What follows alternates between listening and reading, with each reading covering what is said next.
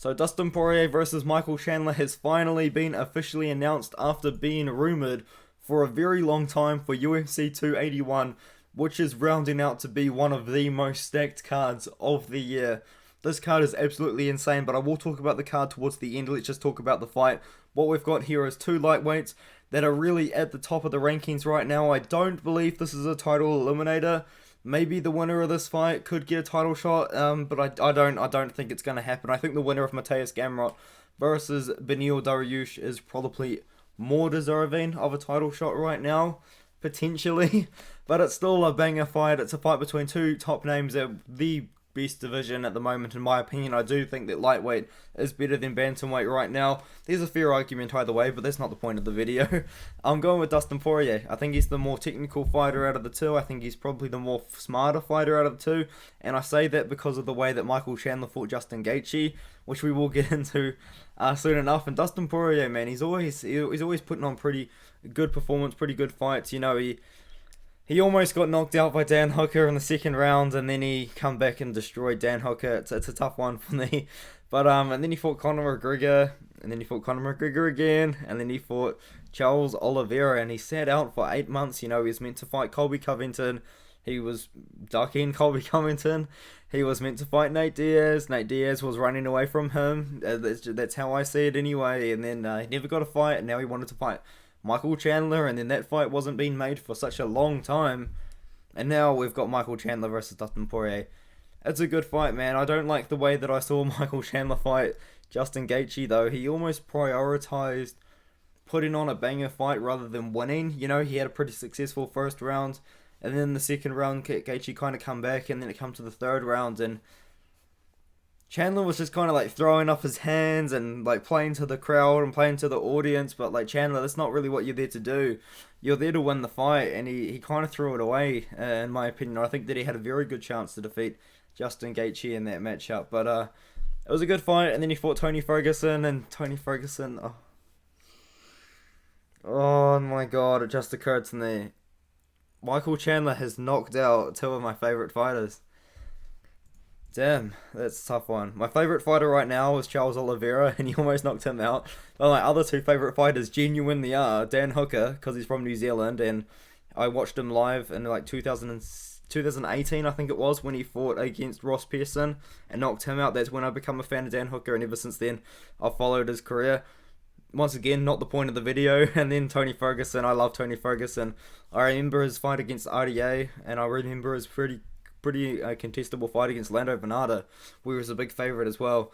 But yeah, that's not the point of the video. The point of the video is Dustin Poirier versus Michael Chandler. I do think that Dustin Poirier wins the fight. I think I've said that like 3 or 4 times now in the video, but I'm just excited for this fight. It's a good one, man. This whole card is so stacked. I think it's going to take place on the feed as well, by the way. Both guys do have really good wrestling, but it kind of seems like they do like to play the fight and the striking. I mean, Michael Chandler's got great wrestling himself, but he likes to strike and throw bombs. Dustin Poirier, I would say, has got very good boxing. He comes with a good boxing background as well as a good wrestling basis. Oh, little hiccup. Poirier is the favourite on Tapology. I'm not too surprised. I mean, the fact that Michael Chandler is almost 37 years old now is starting to be a little bit of a red flag. I mean, Dustin Poirier is almost 34 years old himself. So I think both of these guys potentially towards the end of their prime. In fact, I would say that maybe Michael Chandler, he's had a very extended prime. Like, he's looked good in his UFC run, especially for an older guy. But I think maybe it's going to get to the point eventually when Chandler maybe turns 39, 37, 38 years old, and maybe that's probably it for Chandler. But he's almost 37 years old, and he's still doing it. He's still looking great. I really do think that he's had a very long prime. You know, he's looking great. But Dustin Poirier, almost 34 years old, maybe getting out of his prime as well. Maybe he goes on a really good run in his mid-30s like Chandler has somewhat. And then we'll see what happens. I guess I'm going with Poirier, though. He's the younger guy.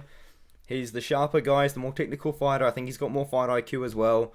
And I think he's probably just more likely to win the fight. I know that sucks, but this is terrible kind of breakdown. But I just think that Dustin Poirier really is more likely to win the fight out of the two.